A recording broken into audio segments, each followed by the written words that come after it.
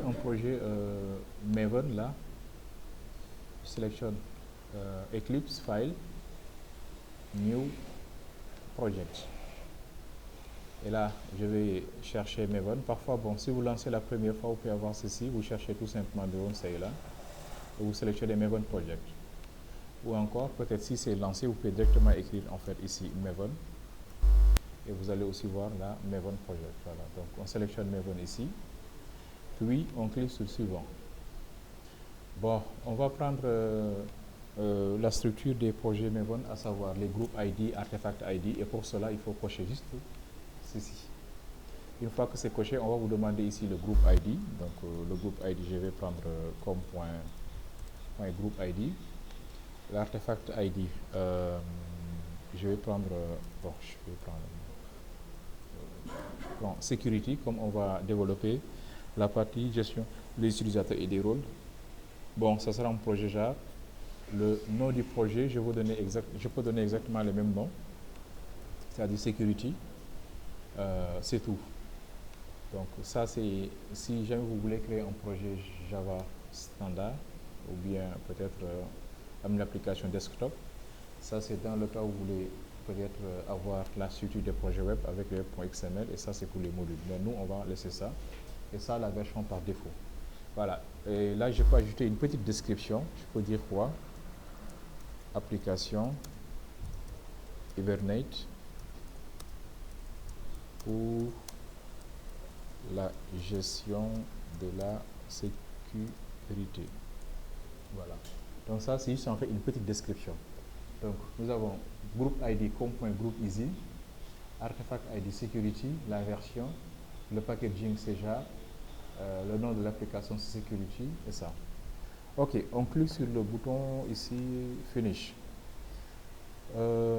Par contre, avant de faire ça, il y a quelque chose que je devais vous montrer quand même. Ce sont les configurations. Donc, quand on vient ici au niveau de Windows Préférences, pour vous, je pense c'est Windows Préférences ici. Pour Mac, c'est ici. De toute façon, cherchez Préférences. C'est au niveau des menus. Une fois que vous êtes sur Préférences, vous cliquez sur Maven. Vous sélectionnez Maven. Il y a ces deux options qu'il faut activer, à savoir Update Project on Start et Automatic Update Maven Project. Cela vous permet, à chaque fois que vous ajoutez une dépendance, Eclipse va mettre à jour vos dépendances, ou bien chaque fois que vous créez un projet, Eclipse également va mettre à jour le projet. Donc là, je vais chercher le projet qu'on vient de créer, c'est ce projet-là. Et en principe, comme j'ai coché ça, le projet sera très bien créé avec cette architecture-là. Nous avons bien le fichier pom.xml, nous avons src, etc. Maintenant, ce qu'il faut comprendre dans Maven est que si vous avez ceci comme point group easy, comme group ID, et security comme artefact ID, vos packages doivent commencer par ça. On doit créer un package nommé comme point group easy, point security. Donc, je vais copier ça pour créer un package. Et les packages seront créés ici, et ça, c'est pour les ressources. Donc, là, on va créer le package ici sur Java. Donc, clic droit sur Java, New, Package. Package, là. Le package, ce sera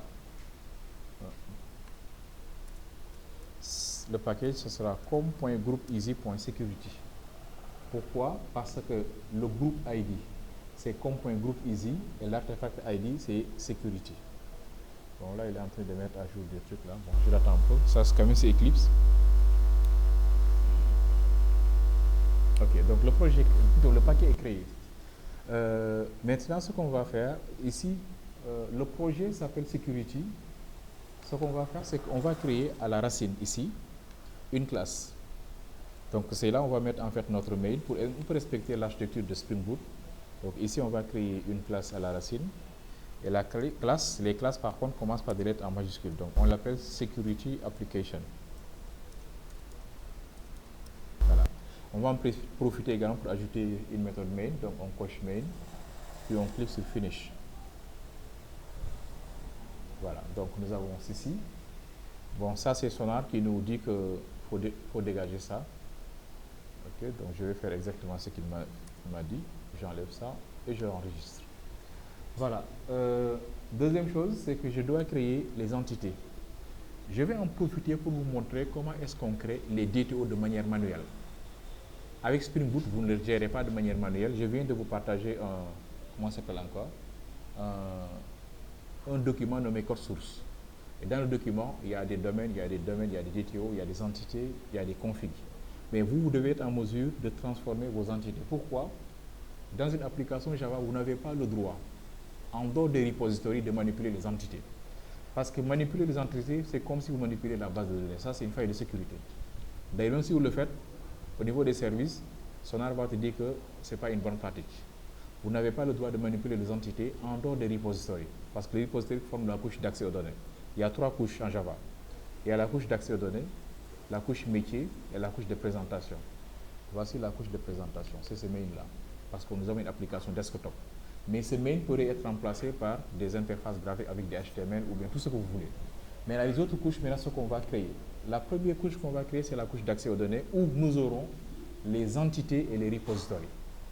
Ok, bon, moi, ce que je vais vous montrer sur JPA, peut-être je ne peux ne pas entrer dans les détails pour qu'on puisse également faire du Spring, parce que ça, c'est juste en fait voir un peu comment manipuler JPA. Mais on va entrer dans les détails sur les couches d'accès aux données, etc. dans l'application Spring. Donc, je vais ajouter ici un autre paquet nommé DAO, ou bien Entity d'abord, Entity. Voilà, Entity. Ou bien Entities, comme on aura beaucoup d'entités. Voilà, donc dans ce paquet Entity, ce qu'on va faire, on va ajouter 2 classes. New class.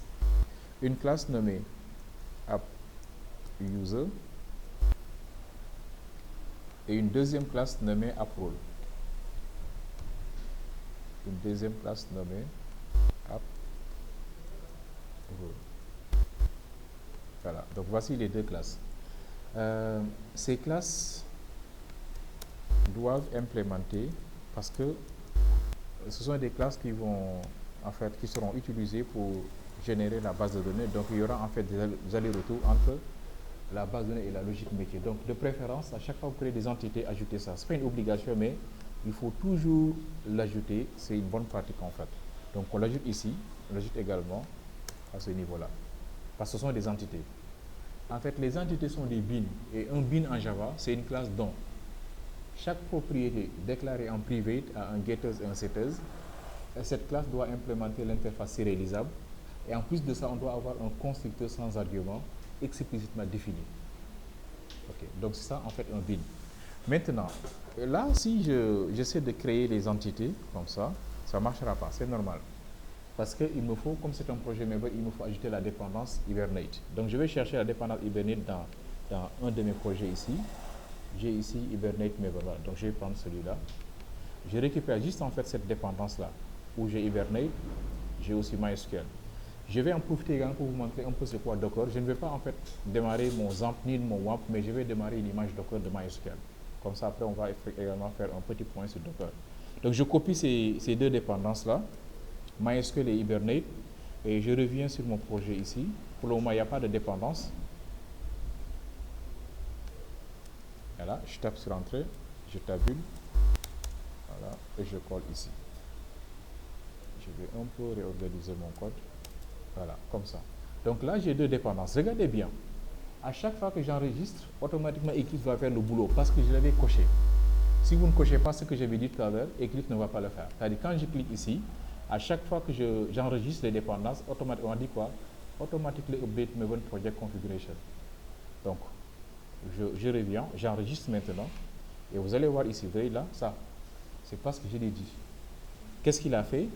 Il vient de m'ajouter les 2 dépendances là. Tout ça.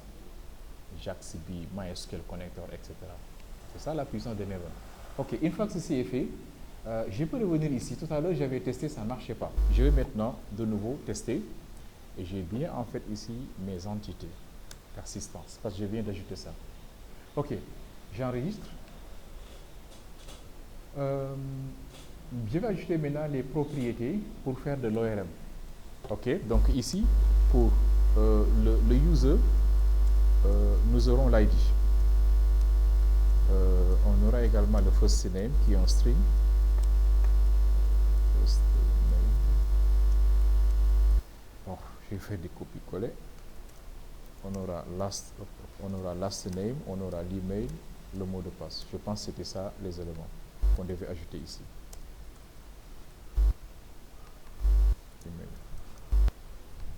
et password.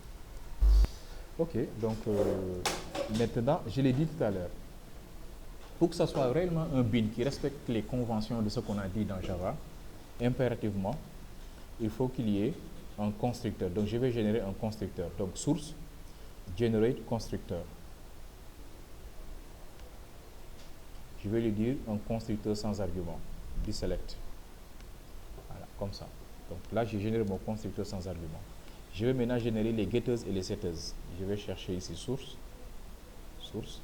generate getters and setters. Je coche tout, je valide. Voilà. Là, j'ai bien créé un bin. La classe implémente l'interface sérialisable. Toutes les propriétés qui sont déclarées en privé ont des getters et des setters. Et nous avons bien ici un constructeur sans argument déclaré.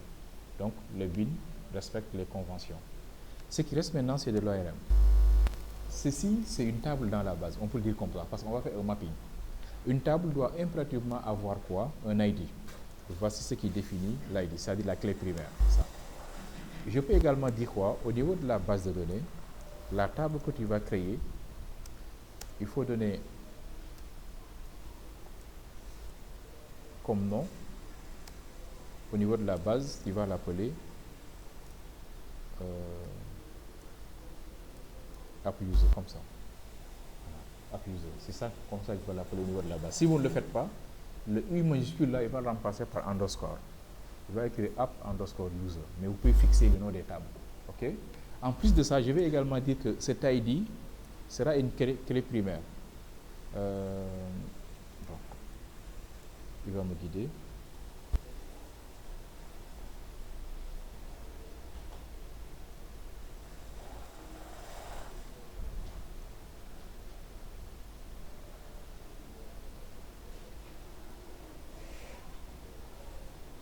Voilà, generated value. Et je vais dire quoi? La stratégie, c'est identity. En fait, pour la stratégie, il y a deux types de stratégies. Soit c'est identity ou bien c'est generate. Si vous dites ceci, ça veut dire quoi? C'est une clé primaire, mais une clé primaire dont je ne vais pas gérer les données, ça sera auto-incrément. C'est-à-dire quand vous créez un utilisateur, vous ne donnez pas l'ID, il va directement faire auto-incrément. Maintenant, il y a deux types d'auto-incrément. Soit il peut incrémenter de manière dans l'ordre, c'est-à-dire 1, 2, 3, 4, ou bien il veut incrémenter en faisant des sauts. C'est-à-dire il fait 1, 18, 4, 17, etc. Dans ce cas ici, ça sera auto. Ça. Auto comme ça. Ce sont les deux. Ça, c'est une value auto ou bien une value identity. Comme ça. Mais on va prendre identity dans l'ordre. Le name, on va ajouter quelques contraintes. Déjà, ici, on va lui dire quoi? Comme colonne, on va donner en fait un nom à cette colonne. Au lieu que ce soit first name comme ça, nous voulons que cette colonne soit écrite de cette manière-là. First name. Première chose. Chaque utilisateur doit avoir un nom. Donc, on va dire quoi? Le nullable est à false.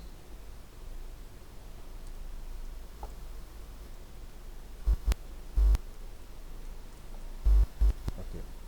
Ensuite, on va peut-être lui donner en fait une taille, length. On va dire que pour les noms, on va aller jusqu'à 200. Voilà. Comme ça. Quelques contraintes. Je peux copier ceci et l'amener là. Pour les last name, bon, je pense que les last name, on peut aller jusqu'à 150. Les personnes également doivent avoir des noms. Pour, hop, c'est pas ici. C'est ici. Hop, et là aussi, c'est last name. Last name. Voilà. Et ici, le nom, ce sera email. Ça ne sera pas nul. La taille, ça peut aller jusqu'à 200. Par contre, les mails doivent être uniques. C'est-à-dire, on ne doit pas en rester dans la base de données deux personnes qui ont le même mail. Voilà, donc ça, c'est quelques contraintes. Ça va s'appeler email dans la base. Ça ne sera pas nul, on n'accepte pas les valeurs nulles des personnes qui n'ont pas de mail. La taille, ça peut aller jusqu'à 200. Unique, oui, ça sera unique. Le mot de passe, même chose. On va dire quoi comme pour password? Ça s'appelle également password. Maintenant, si vous dites rien du tout, il va donner la même chose. Même chose, ça ne sera pas, voilà, donc là, ça peut aller jusqu'à 200. On peut laisser comme ça.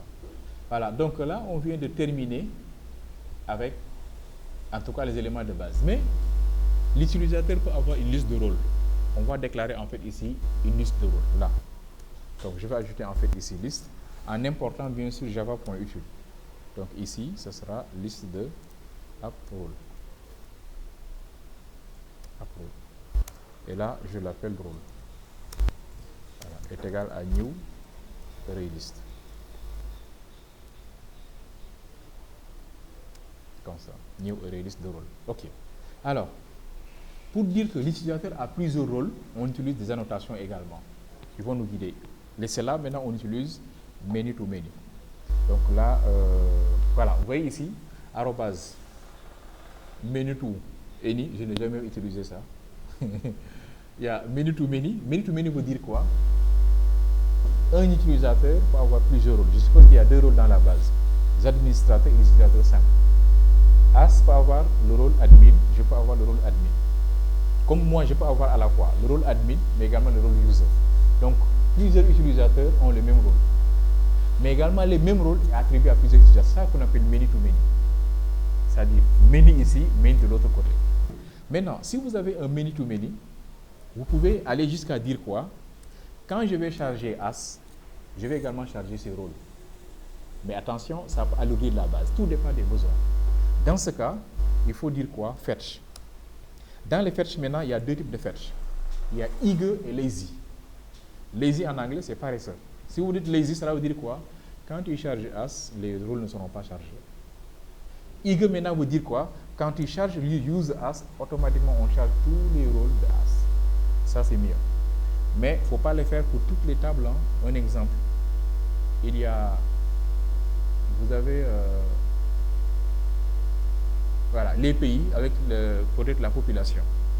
C'est-à-dire on a un système de la Banque mondiale qui fait le recensement de la population mondiale. Où nous avons le Sénégal avec 17 millions de personnes. Si vous dites ça et qu'on charge le Sénégal, on va charger au niveau de la base de 17 millions de lignes.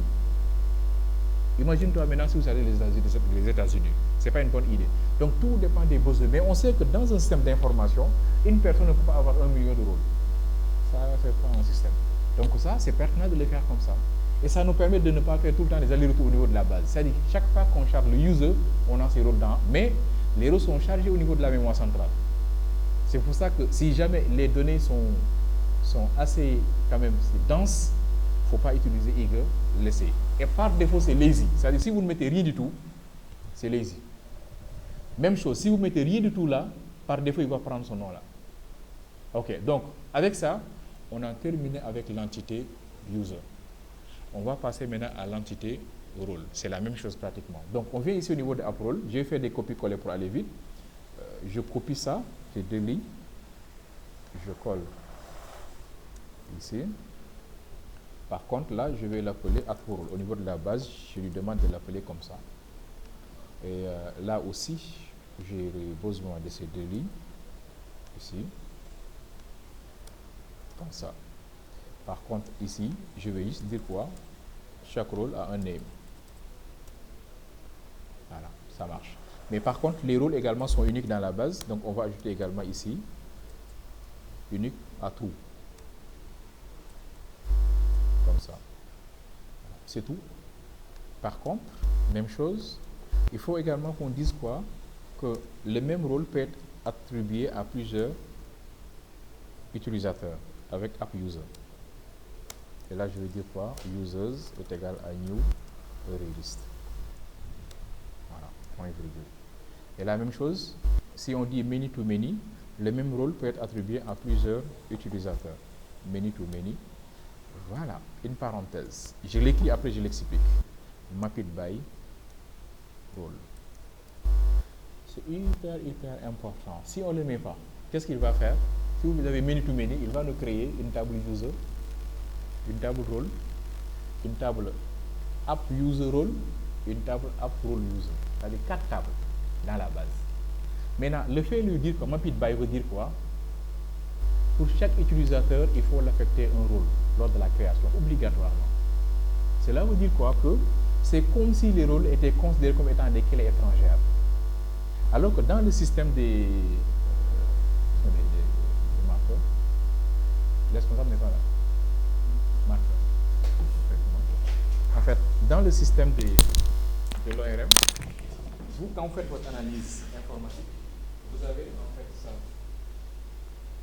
Un exemple, nous avons en fait ici les users, nous avons en fait les rôles.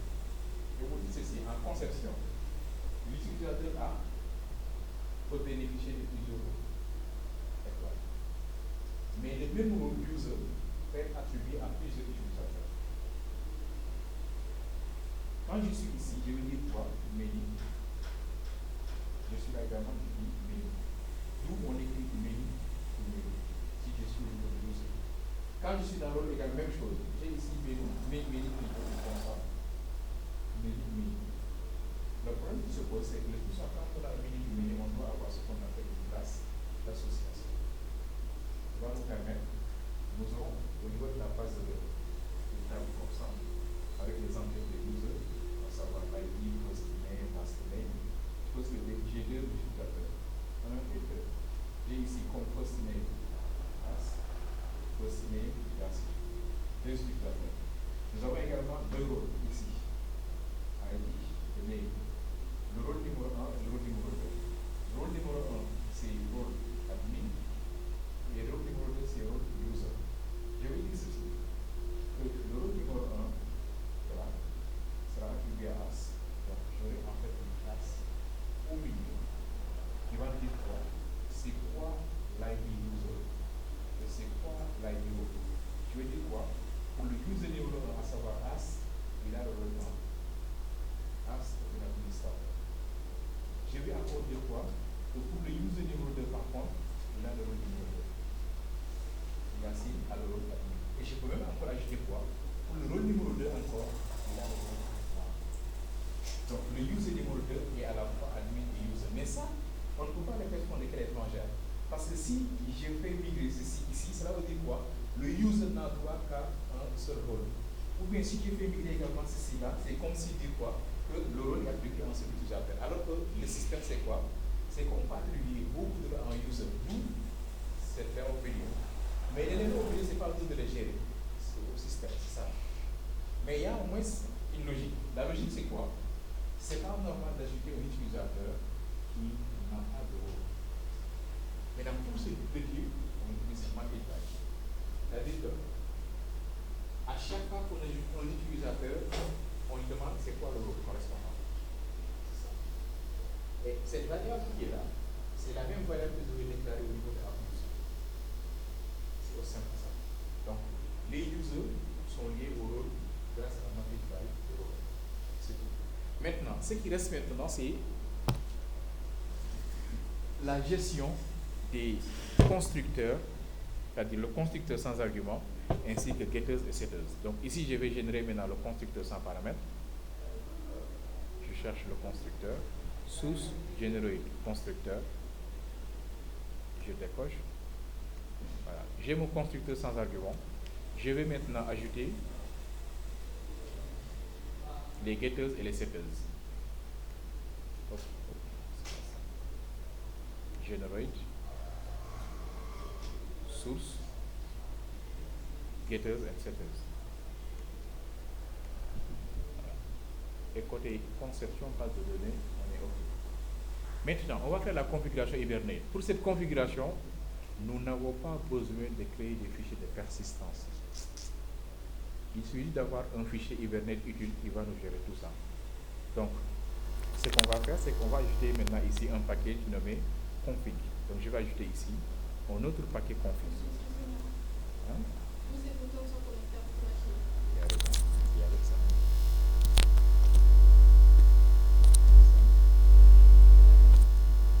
Il y a raison.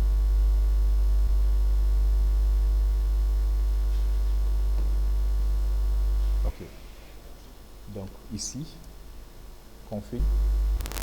Voilà, donc comme groupe easy.security.config, c'est un autre paquet que je vais ajouter ici. Et son rôle, c'est de gérer la configuration de Hibernate. Bon, C'est un fichier de configuration, on n'a pas besoin de le coder, je vais le récupérer ici. C'est ce fichier-là. Donc je vais juste copier ce fichier et je l'ajoute là.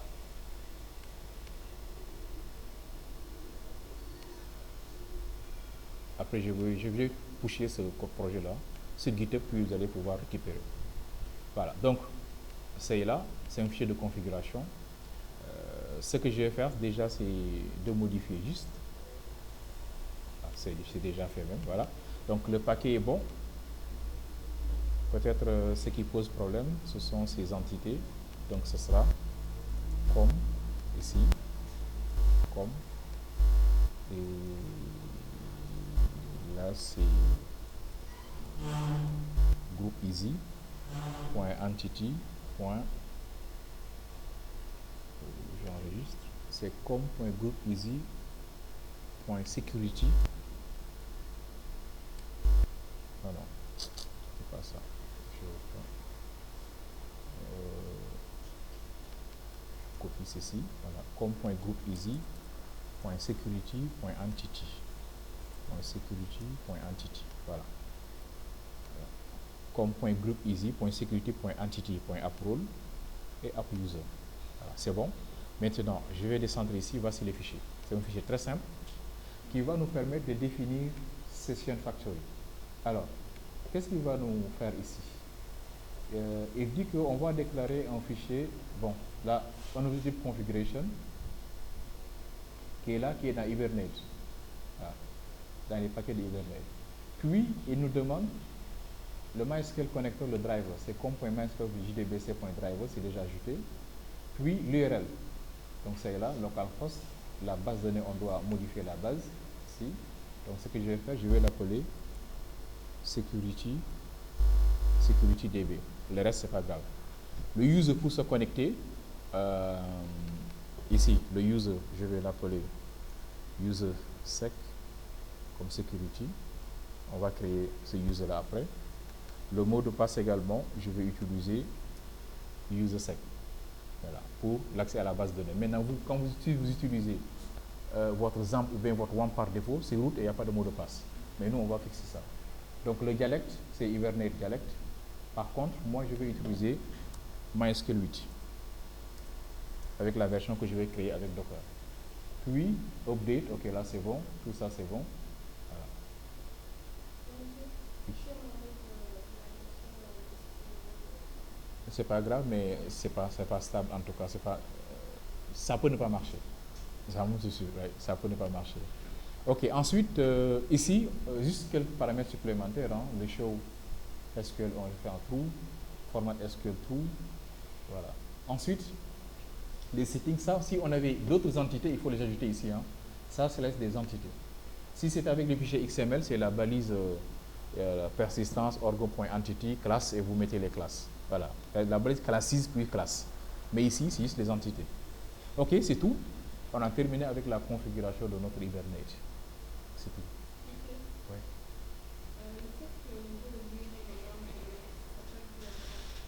Le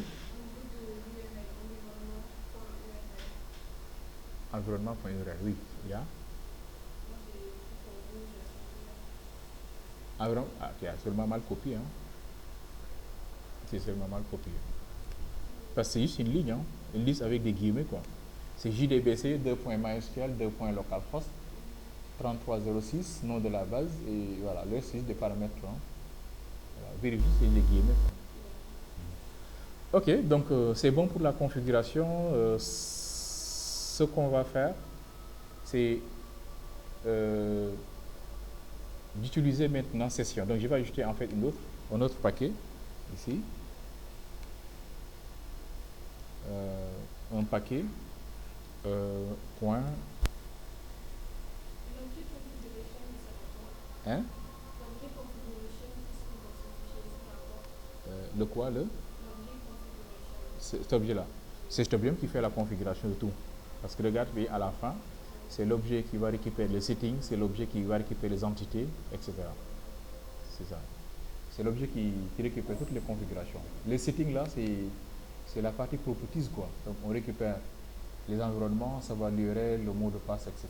Et tout. Et à la fin, c'est les configure maintenant qui va configurer non seulement ces paramètres d'accès à la base de données, mais également les entités. On peut dire que c'est la configuration qui fait le mapping relationnel objet.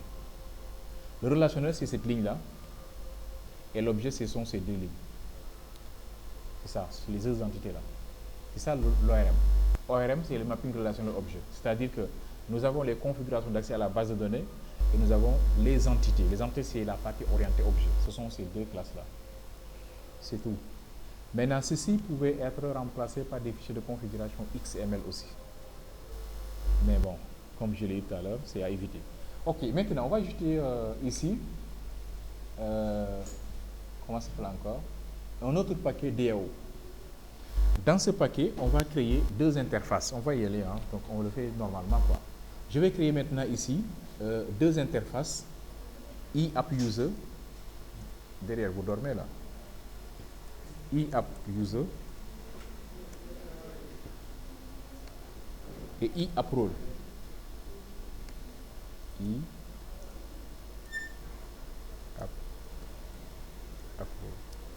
Voilà, voici deux interfaces et dans chaque interface, j'ai défini une méthode simple, hein, public.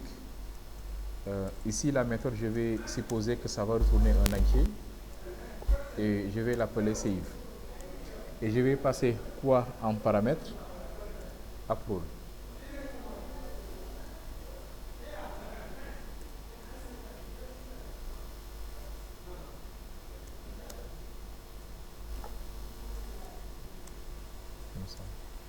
Et une deuxième méthode qui va retourner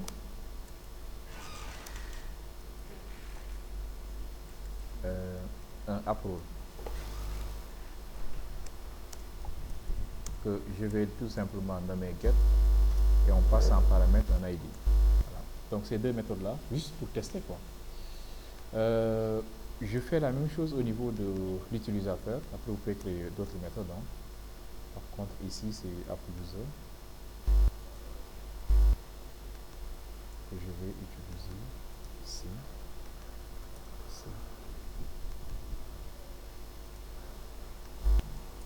Voilà. Ok. Une fois que les interfaces sont créées, on va maintenant les implémenter avec deux classes d'implémentation. Donc juste deux méthodes, hein. Après vous pouvez créer autant de méthodes que vous voulez. Ça c'est le rôle d'un développeur. Je vais ajouter des classes d'implémentation. La première classe, ce sera AppRole implémentation, AppUser implémentation pour l'implémentation. Et deuxième classe,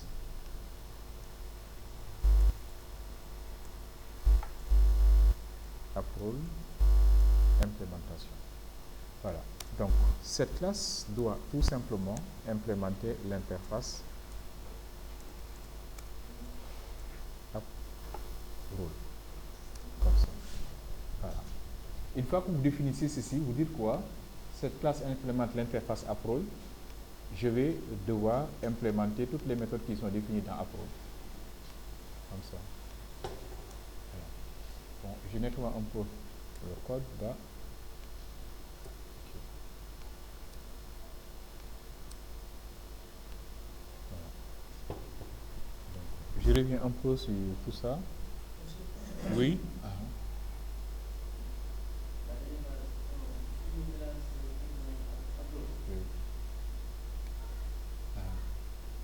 C'est juste en fait des interfaces là.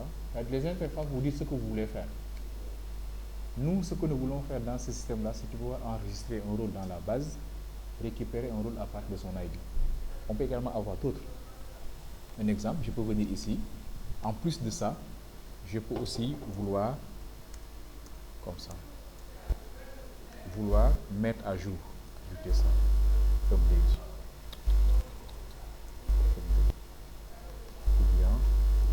Ça, c'est des méthodes que j'ai créées. Maintenant, pour remove également, je peux lui dire quoi? Quand on supprime, on doit passer juste en fait l'ID. Ça, c'est deux méthodes supplémentaires que j'ai ajoutées. C'est-à-dire que c'est à toi de voir ce que tu veux faire, mais les interfaces servent à ça. Tu définis tout ce que tu veux faire dans ton projet. Tout. La modification, la suppression, la liste, la recherche, la connexion, la déconnexion. C'est à toi de voir. Un exemple, je peux même ajouter ici au niveau de user, là. Ici au niveau de l'interface de user. une méthode pour la connexion, comme ça. Je l'appelle login. Cette méthode permet de se connecter si jamais tu passes en paramètre l'email, virgule et le password. C'est ça son rôle. C'est un string aussi. Tu vois? Tu peux créer autant de méthodes. Ça va dépendre de ce que tu veux faire. Tu crées beaucoup de méthodes, mais surtout ce sont des interfaces. C'est des méthodes qu'on n'implémente pas, qui ne sont pas implémentées ici. Il n'y a pas de corps. Vous dites seulement ce que vous voulez faire. Après, vous créez maintenant vos classes ici d'implémentation et tu ajoutes le mot implements. Dès que tu ajoutes ici implements, comme ça, et tu précises l'interface, l'interface ici, c'est app user, pour celui-là. Ça sera souligné en rouge. Il va te dire, ok, quelles sont les classes, les méthodes que je dois implémenter. C'est-à-dire, quelles sont les méthodes que je dois tout simplement donner un sens. Ok, tu cliques seulement sur add un implement méthode. Il va les implémenter. On a save, on a get, on a login, comme ça. Mais il n'y a pas de corps, c'est à nous de mettre le corps. Maintenant, pour mettre le corps, maintenant, on a besoin de Hibernate parce que c'est Hibernate qui va se connecter à la base de données pour faire ce traitement. C'est là où on n'aura pas besoin de faire du SQL. Il n'y aura pas de select, il n'y aura pas, juste des méthodes. Hibernate a déjà créé des méthodes pour nous. On va les utiliser. Là aussi, comme on a mis à jour, de l'autre côté, on a ajouté des méthodes et il nous demande de les implémenter. Regarde bien, au niveau de AppRole, on avait seulement deux méthodes, save et update. On vient d'ajouter ça. D'ailleurs, je vais en profiter aussi pour ajouter le find all. Ou bien je peux l'appeler get all. Get all, comme ça. Maintenant, get all ne va pas recevoir de paramètres. Et là, je vais lui demander de me retourner une liste si jamais on en a. Comme ça. Voilà. Donc là, j'ai le CRUD ici. J'ai ajout, modifié, supprimé et listé. Comme ça. Ok, donc si je le fais automatiquement, celui-ci est souligné en rouge parce qu'il me dit quoi? Tu viens encore d'ajouter une nouvelle méthode. J'implémente toujours. Comme ça. Ok, maintenant, une fois que c'est bon, nous devons utiliser les sessions. Nous devons utiliser ça. C'est là où maintenant Hibernate est assez intéressant. C'est lui qui va nous aider. C'est lui qui ouvre la connexion à la base de données. Il connaît également les deux entités. Il va nous aider. Maintenant, je vais m'inspirer de l'autre ici. Je prends celui-là. Voilà.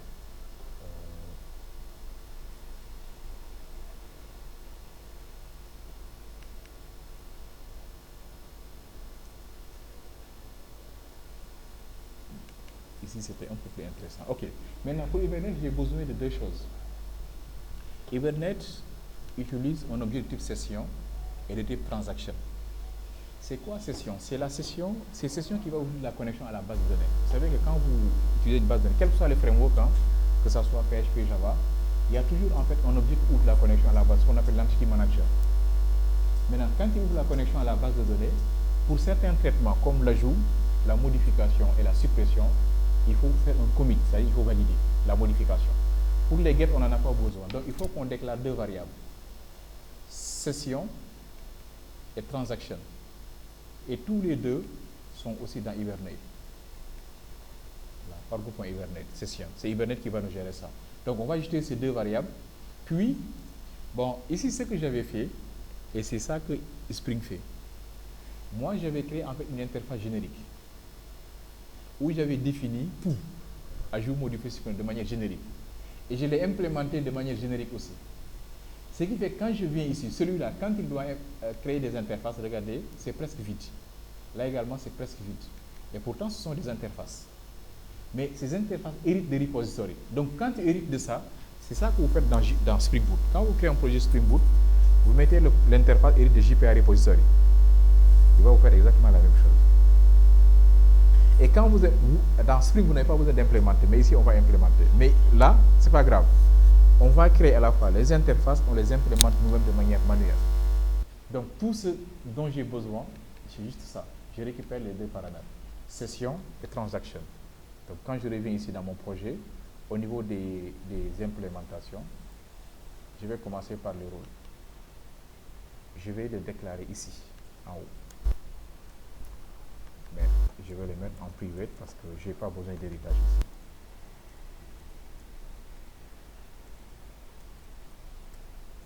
Comme ça. Donc, je définis session et transaction. C'est session qui va me permettre d'exécuter la requête, transaction va me permettre de valider. Même chose.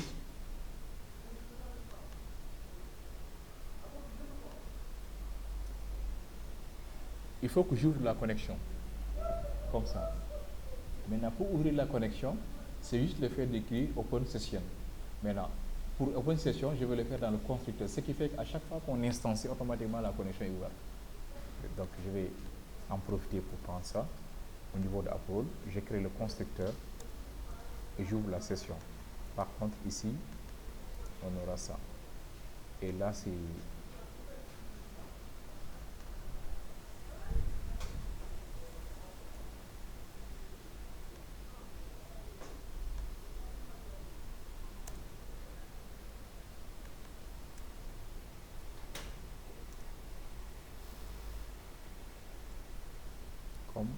.security, .config,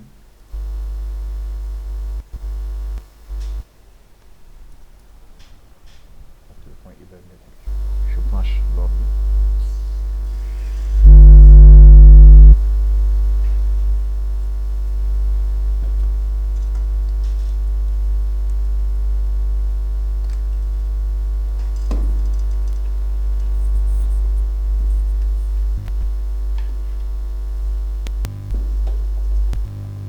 Bon, je vais arrêter la vidéo parce que ça risque d'être très long. Après, je vais redémarrer, quoi.